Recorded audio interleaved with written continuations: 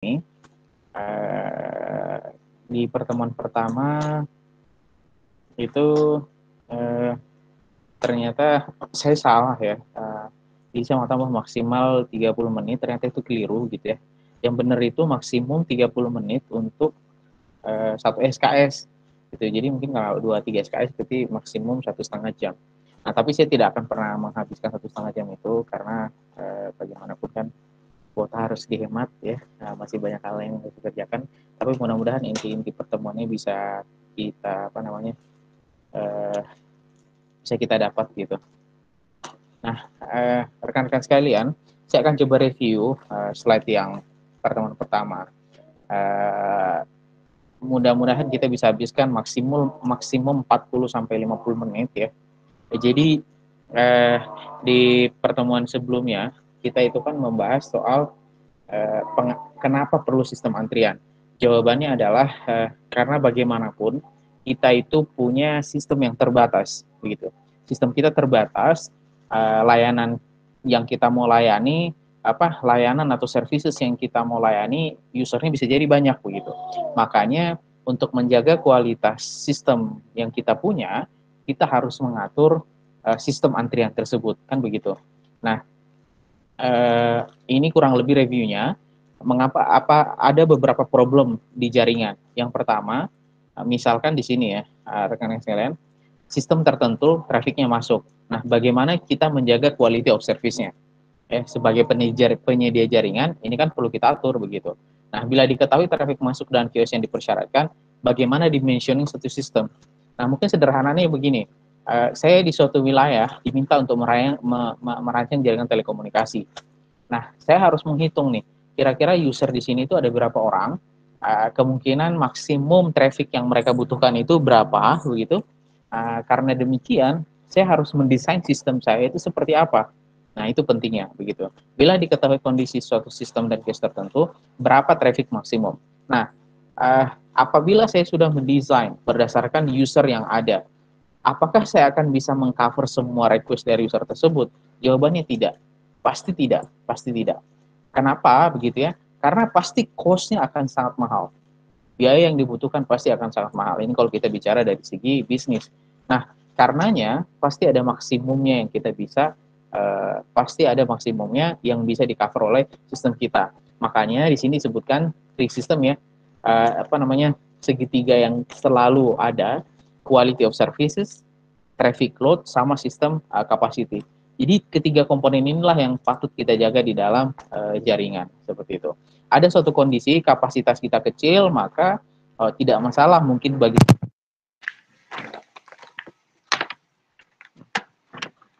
cek sorry saya tenang lagi ya.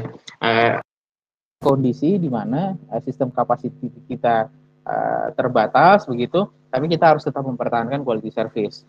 Kapasitas kita kecil, bisa jadi quality of service kita juga akan menjadi kecil karena tidak semakin banyak yang bisa kita coverage begitu. Nah, itu seperti itu. Nah, jadi misalkan begini nih, kalau misalkan secara kualitatif, nah kapasiti kita meningkat, pasti traffic load-nya akan meningkat. Loh, kok bisa begitu? Begitu. Ya, kalau misalkan semua orang kita mau cover, semua orang kita mau layani, ya kita harus menyediakan dong traffic yang besar. Kan begitu ya. Kemudian, quality of service-nya. Kalau misalkan quality of service-nya itu menurun, maka traffic load-nya juga akan menurun. Ya. Nah, terus kita yang mau, ya misalkan begitu ya, quality-nya naik, kapasitinya juga naik, begitu. Semakin, misalkan ya, kita mau mengcover quality, memberikan quality layanan jaringan 100 Mbps misalkan begitu. Tapi kapasitas kita hanya 10 Mbps. Kita tidak akan pernah mencapai quality of service pada level tersebut. Nah, satu-satunya jalan adalah kita harus menambah kapasitas kita juga. Ya, begitu. Nah, di layanan telekomunikasi kan banyak ya, ada telepon, ada data, paket dan sebagainya. Nah, kebetulan nanti akan kita bahas banyak di sistem antrian itu kebanyakan voice ya. Trafficnya traffic yang dimaksud adalah panggilan telepon. Jadi selama di sistem antrian ini kita akan bicaranya, kalau kita bicaranya traffic, kita tidak bicara traffic paket data. Yang kita bicarakan adalah traffic telepon ya, seperti itu. Kemudian ya, kalau kita bicaranya jaringan, berarti kita bicaranya jaringan telepon. gitu. Nah, QoS-nya, quality of service yang dimaksud adalah berapa peluang sambungan itu bisa terjadi atau telepon itu bisa sampai begitu. Jadi kalau orang nelpon ilustrasinya begini sampai kering gitu. Nah, artinya kalau kering kan kita memberikan mereka jalan untuk berkomunikasi. Jadi kita memberikan jalan untuk komunikasi berarti level of quality of service-nya itu tercapai. Nah, kapan quality of service-nya tidak tercapai? Kita nelpon terus jaringan sibuk, traffic penuh sehingga kita blok panggilannya mereka. Nah, itu tidak bagus ya seperti itu. Oke, kita kemarin sudah bahas kenapa ada dari segi traffic itu pasti ada 3 ya. Ada yang ditawarkan, kita punyanya berapa. Kemudian ada traffic yang dimuat ya. Nah, kalau bicaranya traffic yang dimuat, carry traffic yang bisa di cover kurang lebih begitu. Kalau misalkan traffic yang ditolak atau yang hilang itu konsekuensi dari trafficnya trafficnya kenapa dia ditolak? Karena traffic yang dimuat itu sudah melebihi. Jadi ibarat kata misalkan nih kita punya 10 orang mau naik ke atas angkot. Nah, yang ditawarkan itu ya 10 orang begitu. Tapi angkot kita kapasitasnya hanya 5 orang. Artinya apa? Traffic yang bisa dimuat ya hanya 5 orang. Terus 5 orangnya bagaimana? Dia masuk kategori sebagai traffic yang ditolak ya atau lost traffic seperti itu. Jadi kalau dijumlahkan total traffic yang ditawarkan adalah yang dimuat dijumlahkan dengan yang hilang. Jadi kapasitas si angkot ya traffic yang ditawarkan itu adalah 10 orang ya, tapi yang bisa dimuat hanya 5 orang berarti yang akan hilang 5 orang. Jadi 10 sama dengan 5 tambah 5 ya, seperti itu. Nah, kalau bicaranya telepon, kurang lebih ini prosesnya nih. Jadi orang menelpon, idle dulu, idle. Idle itu maksudnya kosong, tidak ada traffic apa-apa. Kemudian ada yang menelpon, arrival time. Nah, masuklah dia holding time. Kapan dia holding time? Ya, ketika dia sudah nelpon nih, sudah bicara begitu. Nah, kalau sudah holding time, berarti kan pasti jaringannya sibuk, ya kan begitu. Pasti jaringannya sibuk ketika ada traffic yang mau masuk. Kalau misalkan jaringannya sibuk, dia tidak akan bisa di cover begitu ya. Jadi ada istilahnya laju kedatangan, itu namanya lambda, holding time, berapa lama traffic itu terduduki, kemudian laju pelayanan, berapa banyak nih yang bisa dilayani, kemudian total volume traffic yang dipakai berapa, nanti kita akan bicara intensitas trafficnya berapa. Nah, jadi ada parameter yang kalian harus familiar. Lambda ini bukan lambda panjang gelombang, tapi bicaranya laju kedatangan. Ya, bicaranya laju kedatangan, kemudian holding time, kemudian laju pelayanannya berapa, mu, volume traffic sama intensitas. Nah, kurang lebih besaran-besaran inilah yang akan kita lakukan sebagai seorang analis jaringan. Mungkin ada yang bertanya, Pak, apakah mekanisme analis jaringan yang kita lakukan di sini masih relevan dengan yang ada di dunia industri hari ini? Ya saya akan bisa jawab tidak relevan lagi sebenarnya, karena perhitungan masalah traffic voice seperti yang di sini itu cenderung sudah sudah jarang digunakan di beberapa tempat, karena voice pun sekarang mekanismenya adalah mekanisme menghitung traffic berdasarkan penggunaan paket data ya, jadi tidak lagi berdasarkan voice saja begitu. Nah, tapi di beberapa tempat kayak misalnya Telkom di Indonesia ya ini masih dipakai gitu. Ini trafficnya ada berapa erlang nih? Ini kita dikasihnya trafficnya berapa erlang gitu. Nah, itu masih ada di beberapa tempat. Tapi secara umum sudah tidak ini lagi.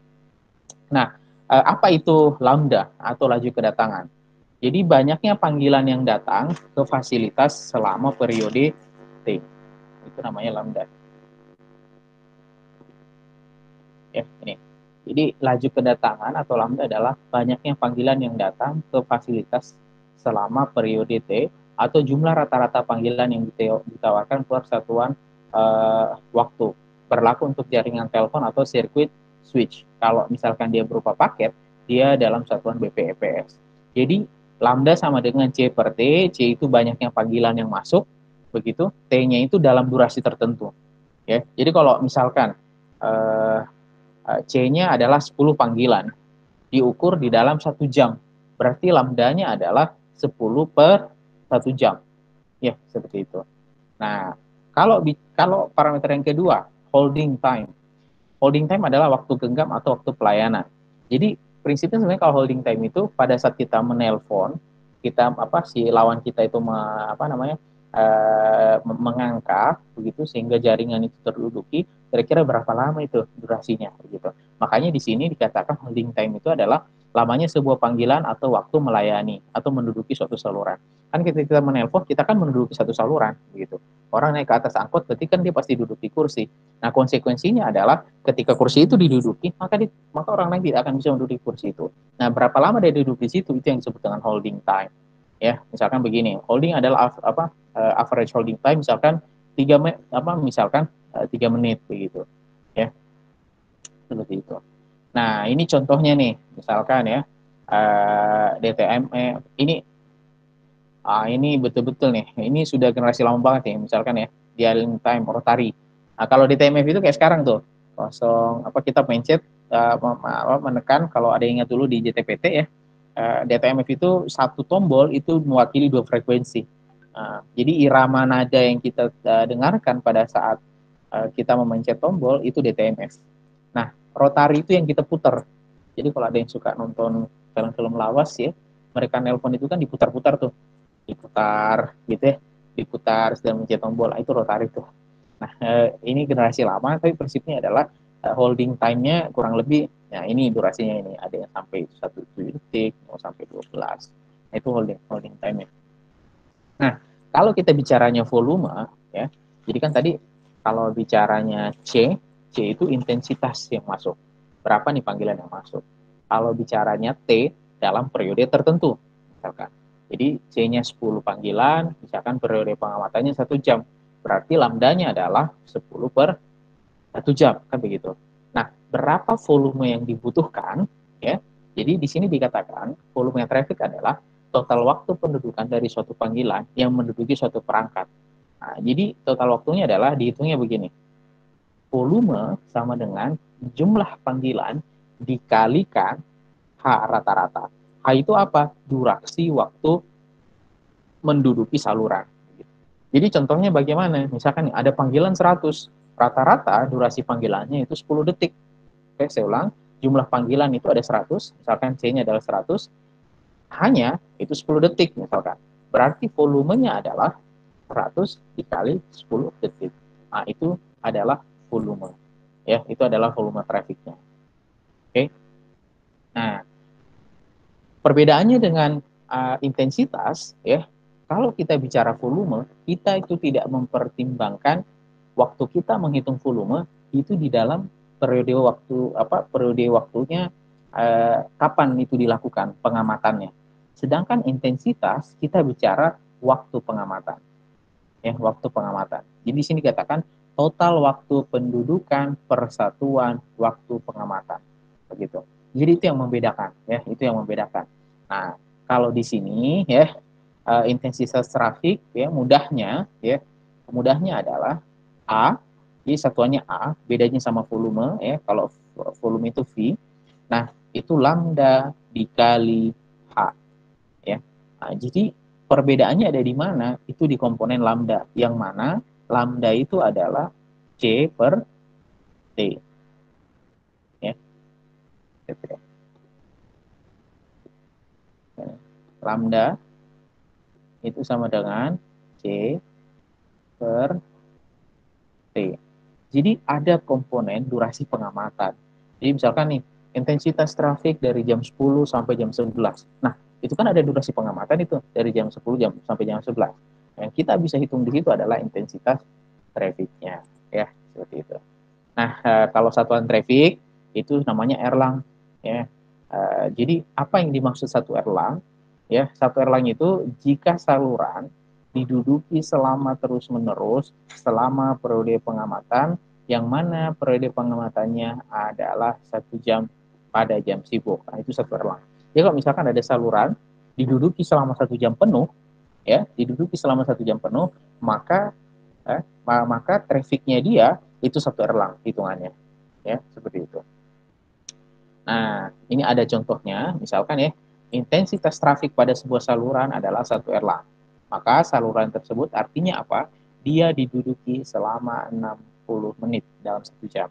Oke, nah pertanyaannya, jika saluran tersebut hanya digunakan 6 menit dalam ya, dalam berarti waktu pengamatan ya 1 jam, maka intensitasnya adalah berarti 6 menit, hanya terpakai 6 menit di dalam durasi pengamatan 60 menit dikali 1 erlang. Maka jawabannya adalah 1/10 erlang.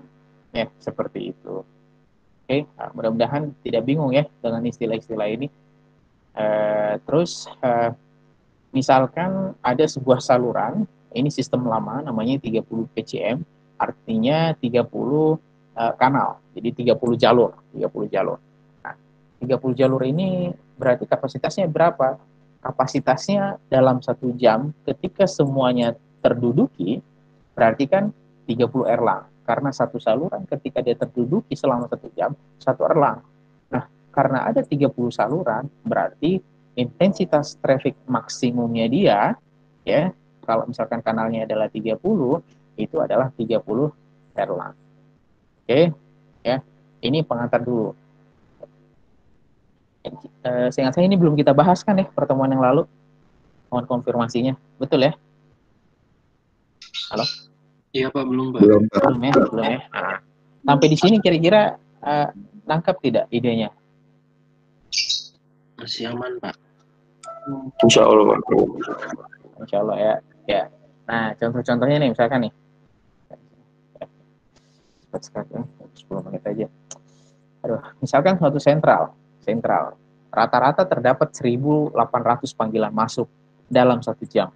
Sedangkan waktu pendudukannya adalah 3 menit. Maka intensitas trafiknya berarti berapa? Ya. Nah, jawabannya adalah 1.800 ya. 1.800-nya dari mana gitu. 1.800-nya itu jumlah panggilan begitu ya. Ini jumlah panggilan yang masuk gitu. Nah, kenapa dikali 3? Karena ini adalah jumlah durasi satu saluran itu diduduki ya. Jadi dia mendudukinya setiap 3 menit. Paling lama tuh 3 menit rata-ratanya dari 1.800 panggilan tersebut. Nah, waktu pengamatannya berapa? Nah, waktu pengamatannya ini penting, 1 jam. Ya, jadi kalau sesuatu traffic itu diukur dalam 1 jam, pasti hasilnya nanti dalam bentuk erlang. Jadi 1.800 dikali 3 dibagi 60, jawabannya adalah 90 erlang. Begitu. Misalkan, ya, durasi menelponnya itu setiap saluran itu naik rata-rata jadi 10 menit begitu. Maka jawabannya adalah 1.800 dikali 10 menit dibagi 60 menit pengamatan. Ya, jadi kita monitor itu selama 60 menit, jawabannya adalah 300 erlang. Ya, mudah-mudahan clear ya sampai di situ. Oke, contoh yang lain. Suatu perusahaan rata-rata melakukan panggilan keluar 120 kali. Oke. Jadi dia melakukan panggilan keluar 120 kali. Terus apa namanya? Ada 1 jam sibuk. Oke, 1 jam sibuk. Berarti pengamatannya adalah 1 jam. Kemudian masing-masing panggilan itu rata-rata berdurasi 2 menit. Berarti 2 kali 120 dibagi 60 kan gitu ya. Karena ini panggilan keluar berarti jawabannya di sini. Outgoing traffic adalah 120 panggilan dikali 2 menit dibagi 60 menit pengamatan, yakni 1 jam sibuk. Ya, totalnya adalah 4 erlang. Kemudian dia menerima atau panggilan ke dalam itu si perusahaan itu ada 200 panggilan yang masuk nih, ya, panggilan yang masuk. Kemudian rata-rata setiap panggilannya itu durasinya 3 menit. Nah, berapa trafficnya? Dia matinya juga dalam 1 jam, maka trafficnya adalah 10 erlang. 10 erlang. Dapatnya dari mana? 200 kali 3 dibagi 60 menit waktu pengamatan. Nah, traffic totalnya adalah 4 ya, outgoing traffic sama incoming traffic. Incoming trafficnya berapa? 10. Totalnya berarti ada 14 erlang. Jadi traffic total yang dimiliki oleh perusahaan tersebut ya, atau yang terjadi pada perusahaan tersebut dalam durasi 1 jam pengamatan itu adalah 14 erlang. Mudah-mudahan clear ya. Nah, apakah ada satuan traffic yang lain? Jawabannya ada. Ya, ada banyak satuan yang lain. Misalkan nih, 1 erlang itu setara dengan 36 CCS, HCS, UC. 1 erlang itu setara dengan 30 ARHC dan sebagainya. Ya, ini untuk jadi menambah wawasan saja. Tapi prinsipnya kita sementara pakai yang erlang. Ya, seperti itu. Oke, itu sebagai pengantar ya. Ini seingat saya ini sudah kita bahas ya, ini juga kita sudah bahas. Ini juga sudah ya. Ini juga sudah buffer. Nah, ini mirip sebenarnya sama teori-teori yang dasar tadi. Misalkan jadi kita misalkan mau menghitung statistik ya. Jadi misalkan ada panggilan dalam delta T. Nah, merupakan proses acak karena kita tidak tahu kapan panggilan itu datang kan begitu ya. Jadi kalau misalkan peluang sebuah panggilan muncul dalam interval itu berarti delta. Tadi delta apa? Delta itu adalah jumlah panggilan. Maaf, bukan delta ya.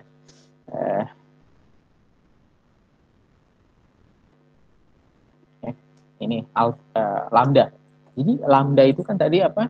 Lambda adalah berapa panggilan yang masuk ya, berapa panggilan yang masuk dalam waktu pengamatan tertentu, dalam durasi waktu pengamatan tertentu. Satuannya apa? Lambda sama dengan, jadi kalau misalkan kita tulis lagi,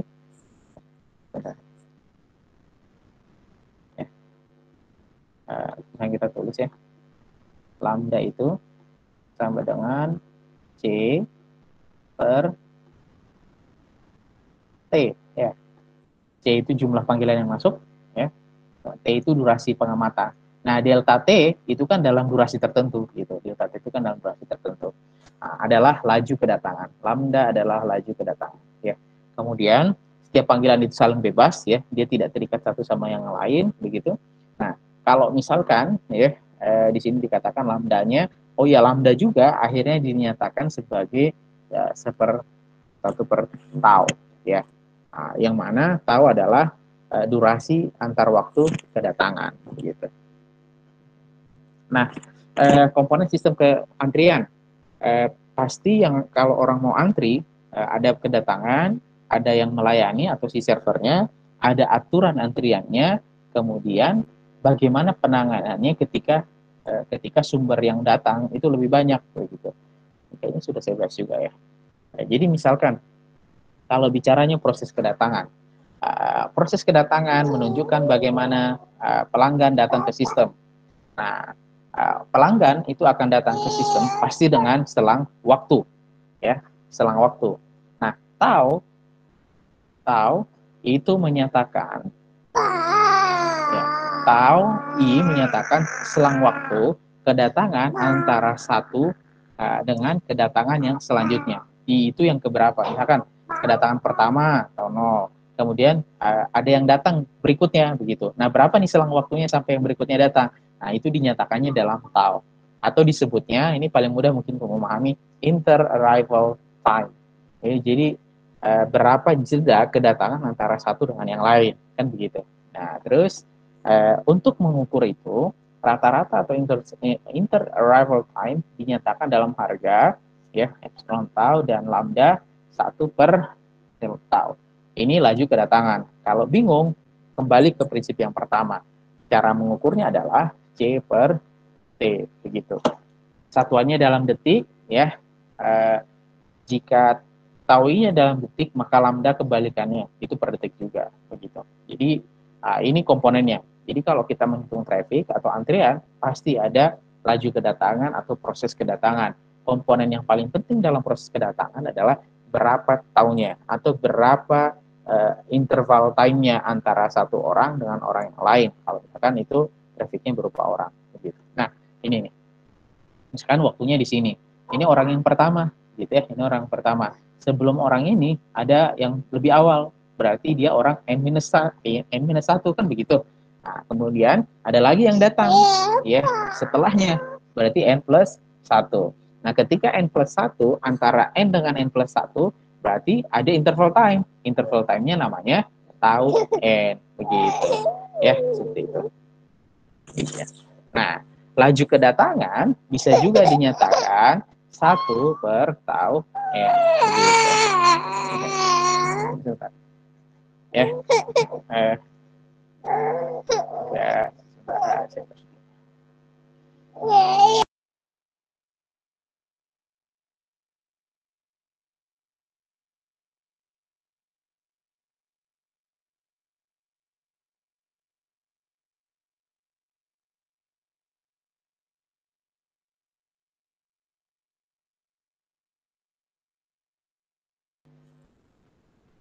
Oke, lanjut ya.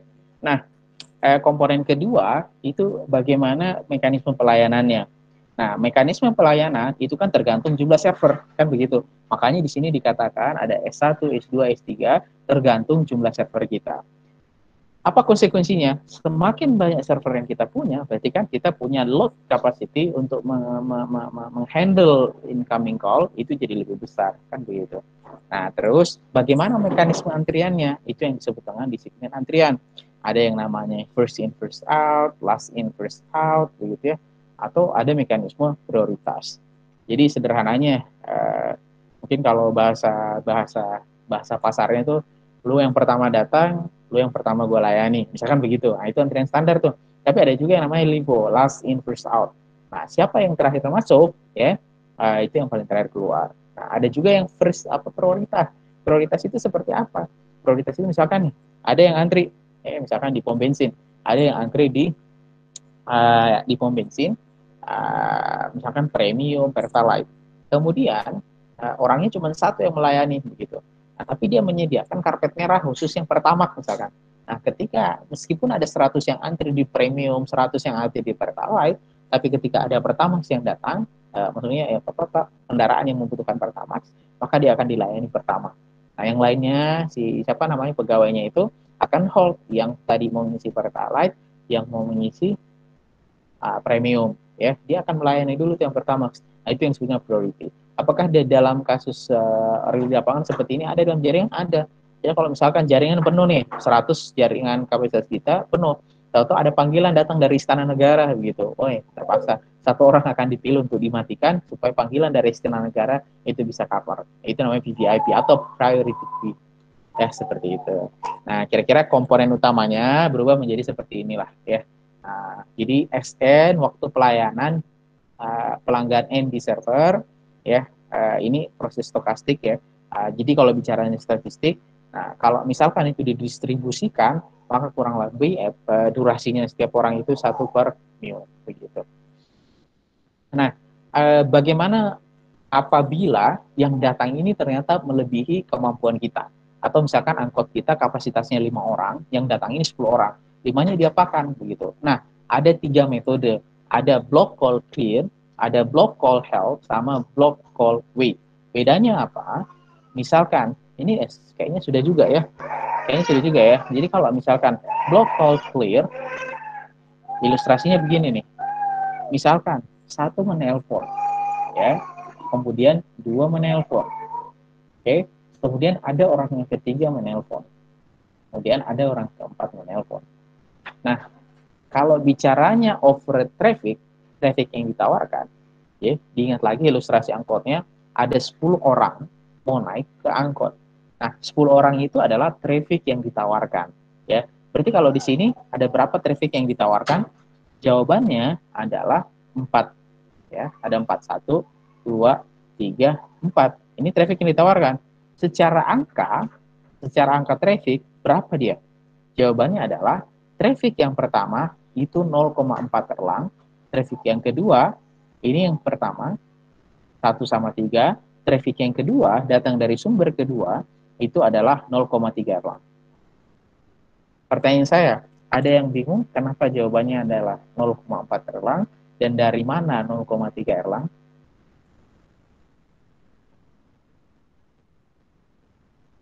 Ada yang kira-kira bisa bantu jawab kenapa bisa 0,4 erlang sama kok bisa traffic yang kedua ini 0,3 erlang?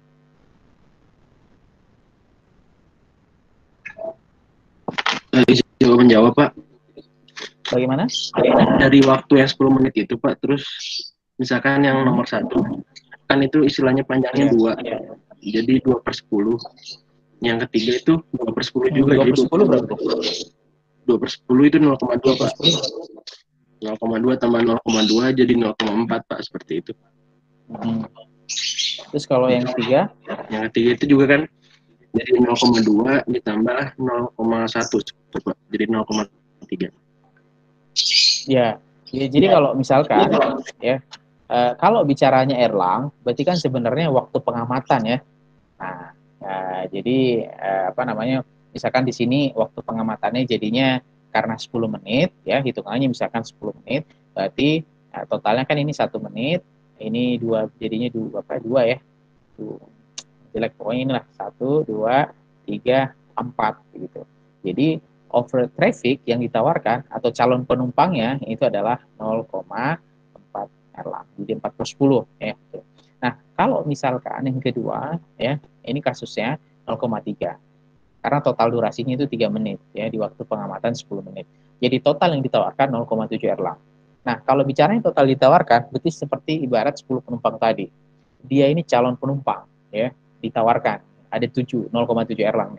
Nah, kalau mekanismenya demikian, sedangkan server kita hanya satu, ya, server kita hanya satu nih.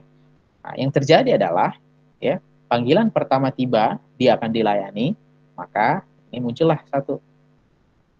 Oke, kemudian panggilan kedua tiba, karena hanya satu server, berarti kan kita sedang melayani satu ya.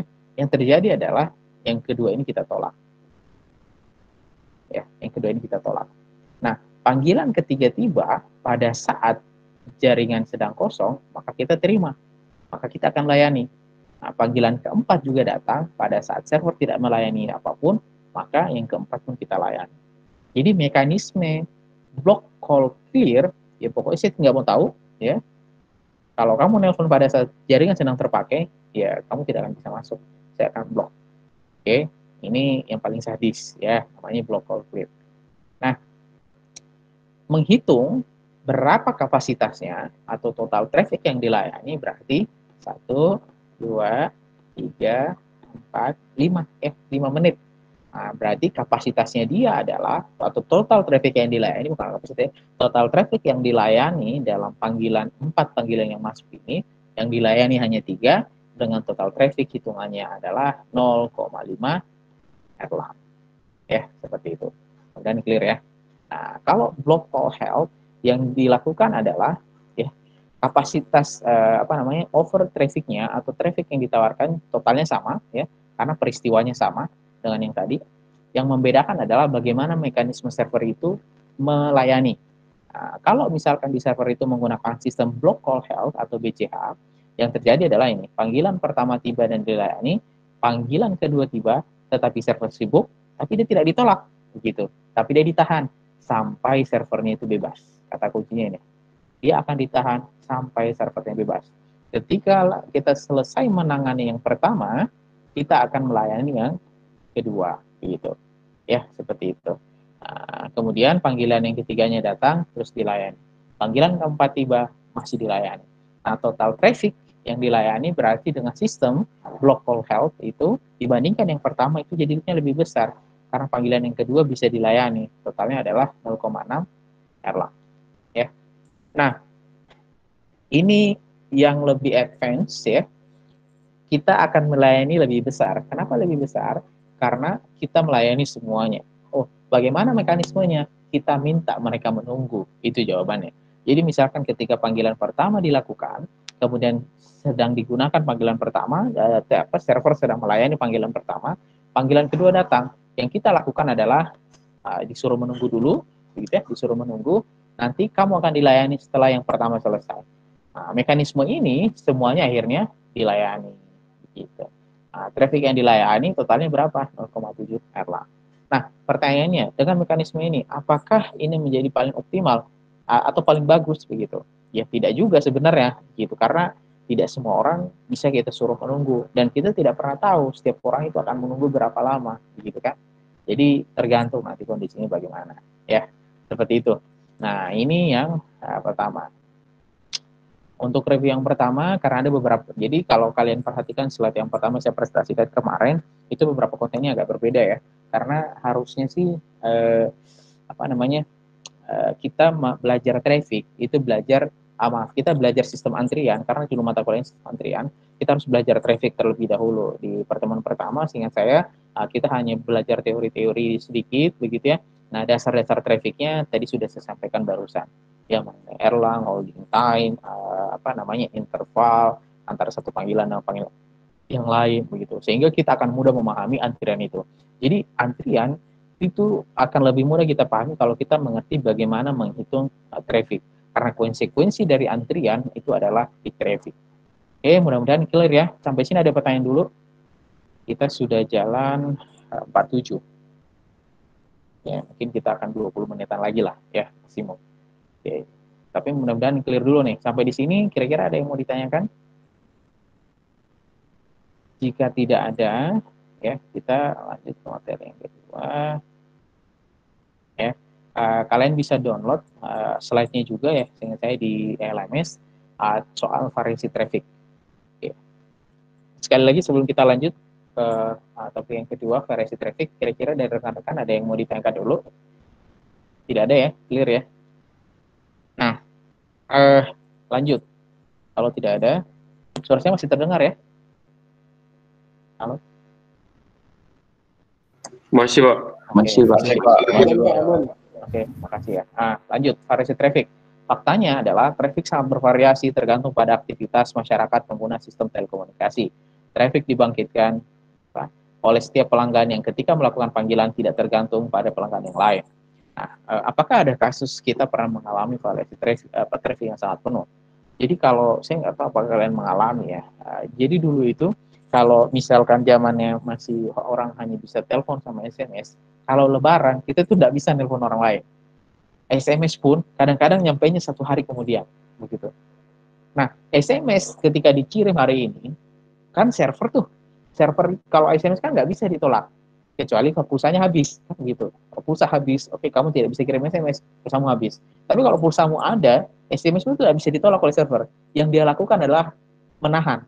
Oke, kamu antri ya, ikut antri SMS-nya. Nah, tapi kalau misalnya lebaran, orang semua kirim kan, begitu ya.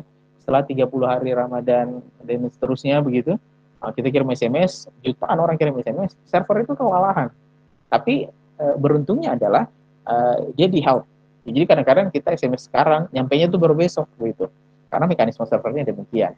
Nah, tapi kalau panggilan, misalnya nelpon sekarang, biasanya langsung saluran sibuk, busy, akhirnya kita di blok. Kan tidak mungkin suruh kita nelpon sekarang, suruh nunggu begitu. Nah, sedangkan kita tidak pernah tahu si server ini akan hidup panggilannya, servernya ini sibuknya itu sampai berapa jam misalnya. Kita pernah tahu gitu. Akhirnya kita di blok. Susah sekali nelpon kalau lebaran itu. Tapi kalau sekarang kan sudah cenderung tidak ya, karena pertama SMS sudah jarang dipakai, sehingga load kapasitas yang dimiliki oleh operator itu rasa-rasanya jarang sekali untuk penuh ya, sampai loadnya maksimum.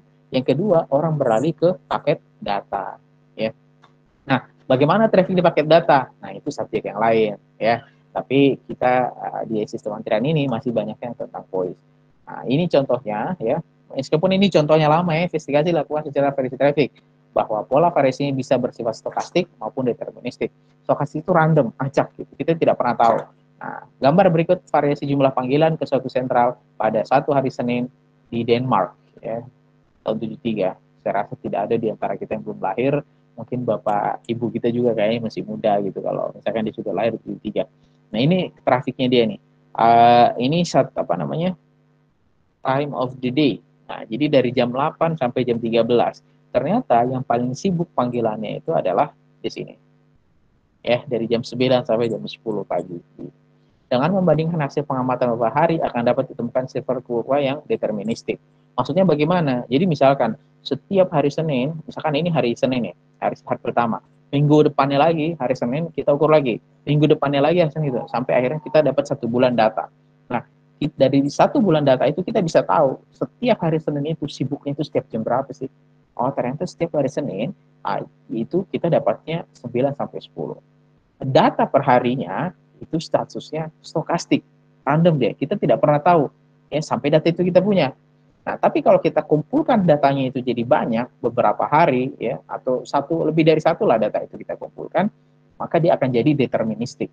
Deterministiknya bagaimana? Deterministik itu kita mampu membedakan atau kita bisa mengambil informasi dari data yang kita punya. Jadi misalkan deterministiknya kita kumpulkan ini dalam 1 tahun.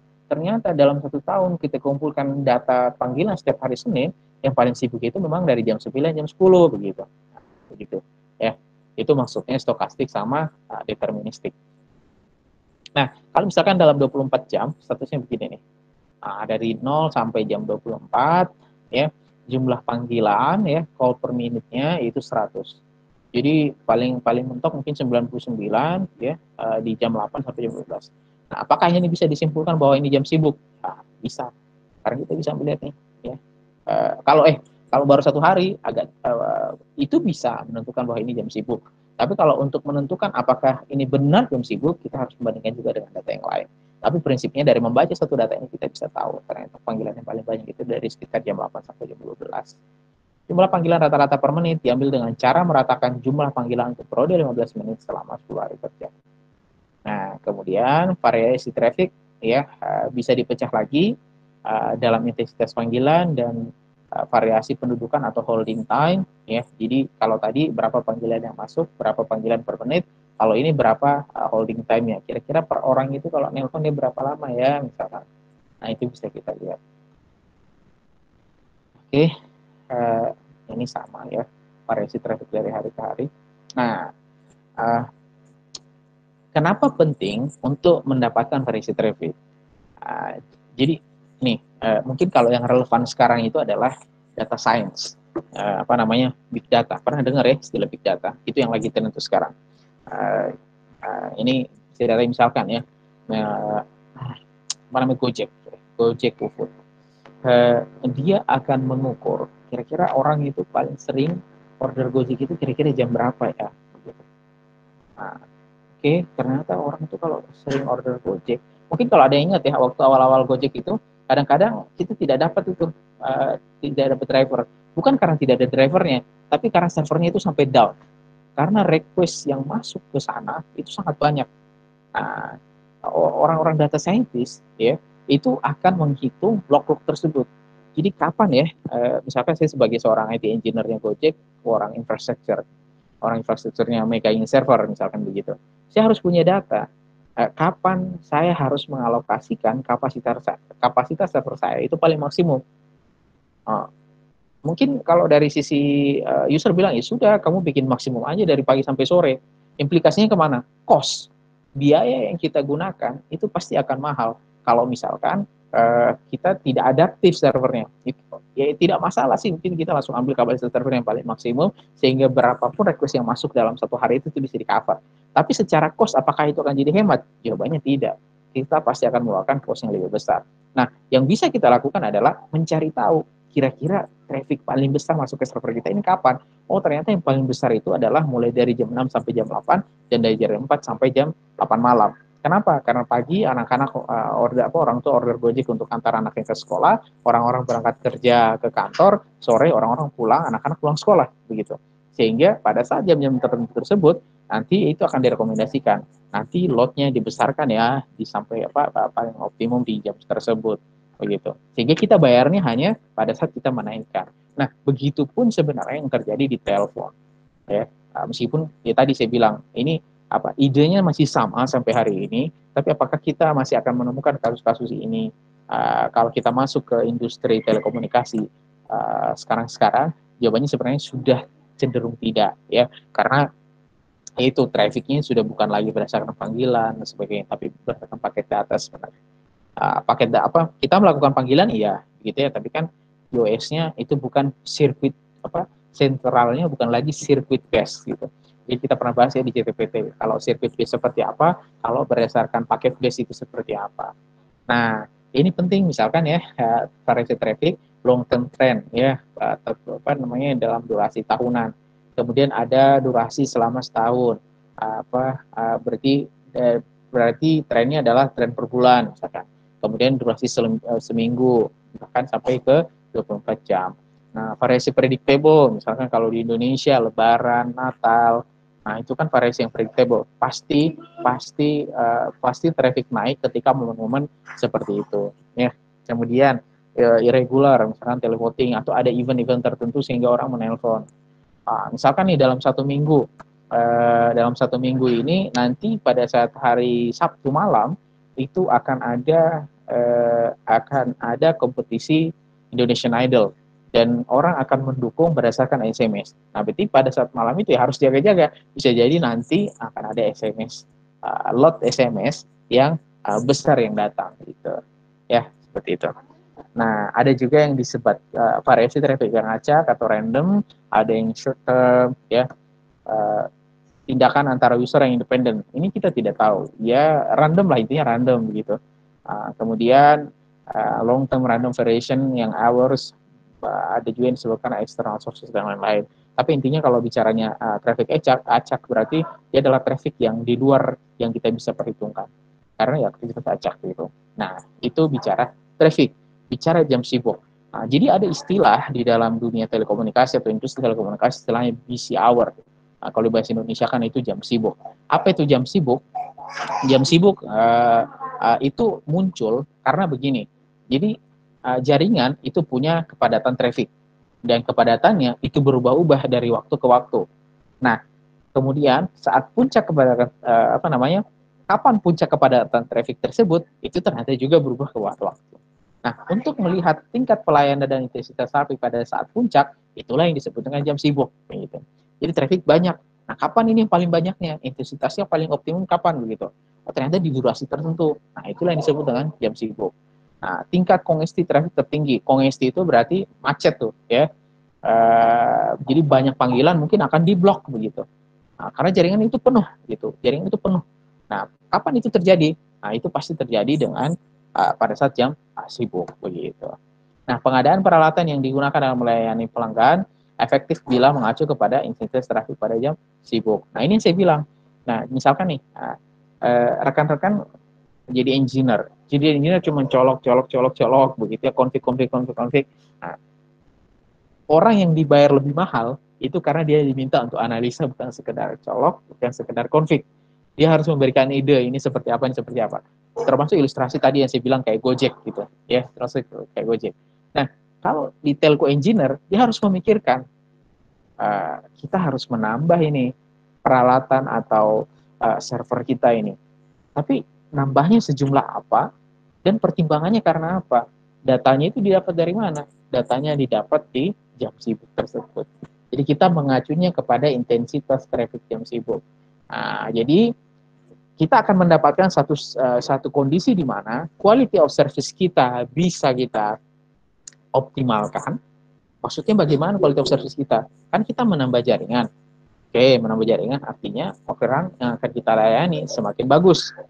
Ya, karena kemungkinannya mereka akan diblok itu menurun begitu.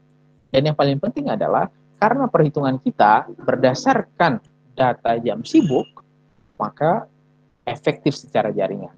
Biayanya begitu. Kosnya akan optimal. Daripada pokoknya ini kayaknya selalu diblok deh. Ini jaringan kita selalu kita nelpon diblok. Ya sudah tambah lagi gitu. Ada kasus diblok lagi, tambah lagi begitu. Kosnya itu akan terlalu besar begitu. Nah, setiap kali membuat pengadaan, nambah jaringan dan sebagainya itu kan pasti kosnya besar. Cara yang paling mudah adalah itu. Oke, kita tengok aja lah jam sibuknya berapa, loadnya berapa. Oke, kita tambahkan jaringan kita berdasarkan load tersebut. Ya. Nah, keseimbangan statistik pada semua formula rekayasa traffic mengacu pada kondisi ini. Itulah pentingnya data. Nah, orang dibayar mahal itu adalah orang yang bisa membaca data. Seorang analis ya itu dibayar mahal dari bisa jadi seorang yang tugasnya hanya memonitoring. Karena kenapa? Seorang analis dia harus mampu untuk mengambil keputusan dari data yang dibaca. Dia harus bisa mengambil pengetahuan atau knowledge ya atau informasi dari data yang dibaca. Nah, mungkin kalau orang tukang monitor begitu ya maaf gitu misalkan hanya kasih data begitu, pasti gajinya nggak seberapa itu. Dibandingkan orang analis, mungkin dia nggak ngerti coding, mungkin dia tidak mengerti config, dia tidak mengerti dia tidak mengerti hal-hal teknis gitu, tapi kemampuannya dia untuk menganalisis itu dihargai dia, makanya dia mahal. Nah, seorang engineer ya kalian kita semua itu dituntutnya sampai level itu. Jadi ada satu kondisi kita harus melakukan rekayasa. Kenapa kita melakukan rekayasa? Karena ada kondisi yang tidak ideal seperti itu. Nah, jam sibuk adalah 60 menit setiap hari. Jadi dalam 24 jam kita memilih 1 jam. Nah, 1 jam yang paling optimal itu adalah jam sibuk itu. Jam sibuk atau busy hour adalah interval 60 menit yang mempunyai rata-rata traffic tertinggi. Jam sibuk dapat berbeda dari satu sentral ke sentral lainnya tergantung pada lokasi sentral dan interest dari pelanggan gitu. Orang yang ada di perkantoran satu wilayah yang banyak perkantoran pasti akan berbeda dengan satu wilayah yang tidak ada perkantoran. Misalkan daerahnya tersebut bayarnya mungkin petani begitu ya. Saya rasa dia tidak akan mengenal itu sibuknya di jam 8 pagi begitu. Beda mungkin sama orang perkantoran ya. Di daerah yang banyak perkantoran pasti busy hour-nya itu berbeda. Oke, ya. Nah, ITU pihak regulator ini yang memberikan standar ya di dunia telekomunikasi, rekomendasi cara mengukur traffic. Operator, jadi ada banyak yang rekomendasi cara mengukur traffic. Operator terserah pakai yang mana. Nah, ada namanya time consistent busy hour. Time consistent busy hour atau TCBH, periode 1 jam, sama untuk setiap harinya, yang memberikan hasil pengukuran traffic tertinggi selama periode pengamatan. Jadi prinsipnya adalah nih ya, nanti kalian bisa baca ini mudah kok dipahami. Jadi misalkan berapa jumlah hari pengamatan, kemudian berapa traffic rata-rata terukur selama interval 1 jam, ya. Jadi setiap 1 jam diukur per hari, begitu. Nanti dicek yang mana yang paling tinggi. Nah, paling sederhana kan begini. Misalkan nih, ini hari pertama, ini hari kedua, ini hari yang ketiga. Setelah digabung, diambil rata-ratanya, ternyata pada jam 9, jam 10 ini posisi yang paling tinggi. Jadi misalkan di sini, bisa jadi di sini itu yang lagi tinggi jam 8. Ya, di sini jam 9, di sini jam 9. Nah, tapi karena sudah dirata-ratakan di dalam beberapa hari itu, dalam durasi beberapa hari itu, maka kita mendapatkan jam 8 sampai jam 9 sampai jam 10. Ini time consistent busy hour, TCBH, ya, kan seperti ini. Nah, hari, jam 9. Jadi konsepnya jam busy hour itu adalah parameter adalah 1 jam, ya. Jadi kalau kita mau menghitung busy hour itu intervalnya harus 1 jam, tidak boleh lebih dari 1 jam. Jadi dari jam 9, jam 10, jam 10 sampai jam 11, 12, 13 dan seterusnya. Ternyata kalau di total ya, dari total dalam 1 minggu itu jumlah jam yang paling banyak panggilannya begitu trafficnya adalah misalkan di sini. Dari Senin sampai hari Jumat ya, dari jam 9 sampai jam 16.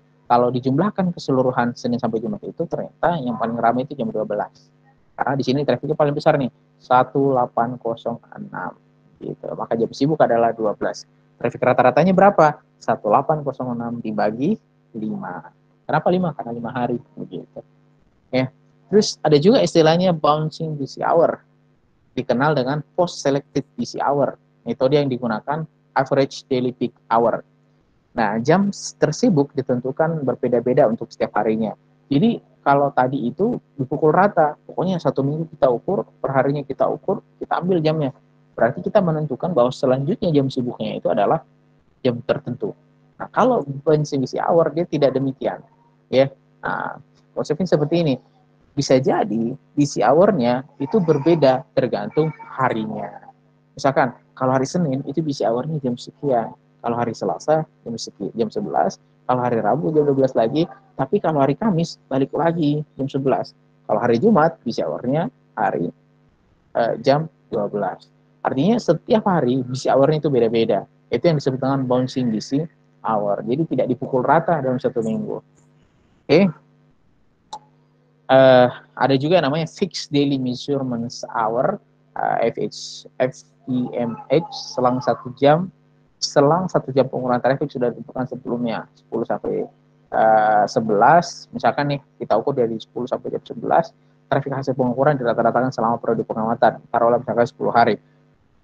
Nah, jadi dia akan mengamati setiap 10 hari. Oke, setiap 10 hari kita amati dari jam 10 jam 11. Oke, itu busy hour-nya lah.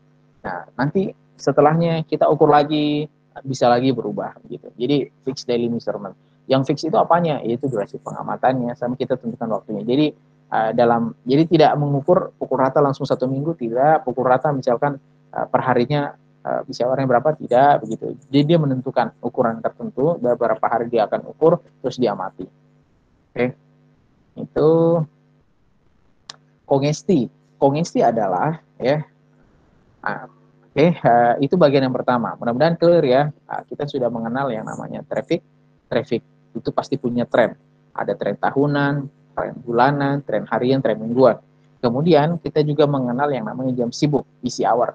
Kapan intensitasnya paling tinggi, kapan load yang paling besar, itu adalah jam sibuk. Jam sibuk itu ada 3 mekanisme perhitungannya. Ada yang menggunakan standar pukul rata, ada yang menggunakan standar dibedakan saja setiap hari, ada yang menggunakan pukul rata tapi dalam periode pengamatan yang berubah-ubah tertentu. Ya. Kemudian, ya selanjutnya adalah topik baru yang namanya kongesti. Kongesti adalah suatu keadaan di mana semua server sedang dalam keadaan diduduki serempak pada suatu waktu. Penanganan terhadap panggilan-panggilan datang pada saat kongesti tergantung kepada sistem operasi server yang ada. Jadi misalkan saluran yang masuk itu ada M. Jumlah M-nya itu lebih kecil daripada jumlah N-nya. Nah, ini kita akan bisa mengukur koneksinya berapa. Ada yang sistemnya loss system. Oke. Apa itu sistem kongesti loss system? Pada sistem ini, panggilan yang datang saat seluruh sirkuit sibuk akan ditolak dan akan dibuang dari sistem. Ini seperti block call lah ya. Jadi orang panggilan masuk, sistem sibuk, itu dibuang. Nah, ini jadi A yang masuk, Y yang bisa, yang tidak di yang ditolak itu akan masuk ke saluran R. Kalaupun yang R ini menelpon ulang atau di sini disebut repeated call, dia tidak dianggap sebagai orang lama, dia akan dianggap sebagai panggilan yang baru. Gitu, ya.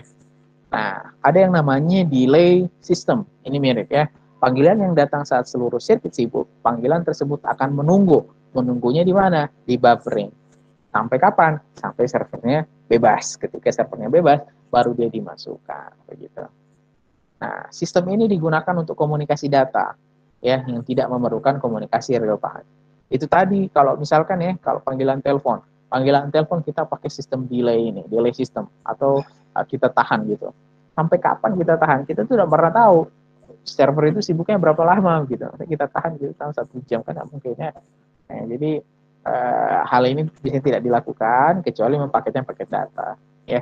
Nah, kalau misalkan panggilan telepon, biasanya sistemnya begini. Sudahlah kalau misalkan sibuk, kamu nelpon balik lagi aja nanti. Mudah-mudahan servernya sudah kosong pada saat nelpon ulang. Kan gitu. Nah, kemudian kalau overflow, panggilan yang tidak bisa dilayani karena seluruh grup sirkuit ke suatu arah dalam kondisi diduduki, maka diluapkan ke sirkuit yang lain atau dibuatkan di alternatif yang lain. Ya. Jadi misalkan ini asalnya, ini tujuannya, harusnya pakai rute langsung. Tapi karena saluran rute satunya itu sibuk, yang kita lakukan adalah pilih rute yang lain. Jadi kita menggunakan sentral yang lain. Oke, seperti itu. Time sheet jam 8. Kita sudah jalan sekitar 50 menit. Saya rasa cukup itu. Kita akan gunakan waktu sekitar 7 menit, 5 menit ke depan untuk diskusi. Jika dirasa ada yang perlu didiskusikan. Gimana rekan-rekan sekalian, kira-kira ada yang perlu didiskusikan? Apa semuanya clear? Jelas ya? Halo? Halo? Ya, jelas ya? Oke, jika dirasa jelas, tidak ada yang mau ditanyakan? Tidak ada ya? Kalau tidak ada yang ditanyakan, saya rasa cukup sekian pertemuan kita hari ini ya. Untuk sistem antrian. Untuk mengganti pertemuan sebelumnya, saya terpikir untuk bikin video kayaknya untuk materi selanjutnya. Mudah-mudahan saya bisa posting besok gitu ya. Nanti saya bisa posting besok. Kalau tidak mungkin kita sekalian reschedule online meeting. Kira-kira prefer mana dari kalian? Mau memilih online meeting saja seperti ini kita jadwalkan, atau yaudah saya bikin video nanti kalian tinggal nonton gitu. Jadi waktunya dari kalian bebas gitu. Tapi kalau kalian sudah nonton, kalian centang, itu sudah dianggap sebagai satu kehadiran. Bagaimana?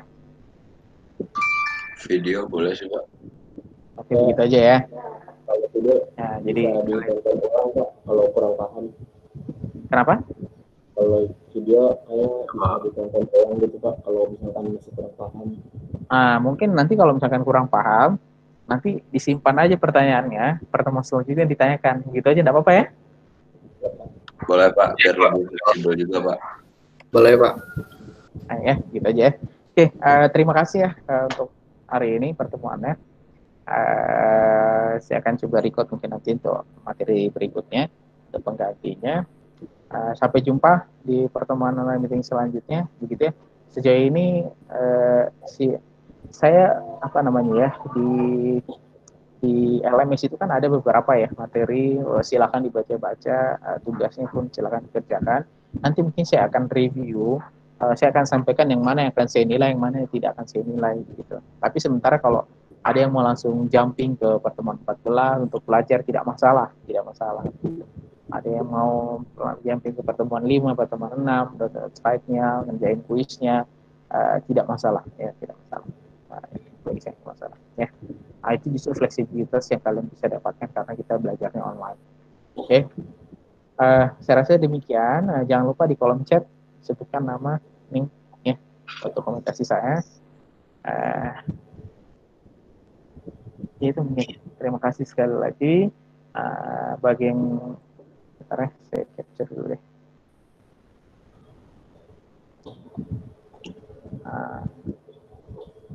Bagi yang sudah menuliskan nama, sudah menuliskan name, kalau mau live boleh ya. Sekali lagi mungkin terima kasih untuk atensinya untuk pertemuan hari ini. Terima kasih. Saya Iri. Assalamualaikum warahmatullahi wabarakatuh. Selamat siang. Waalaikumsalam. Waalaikumsalam.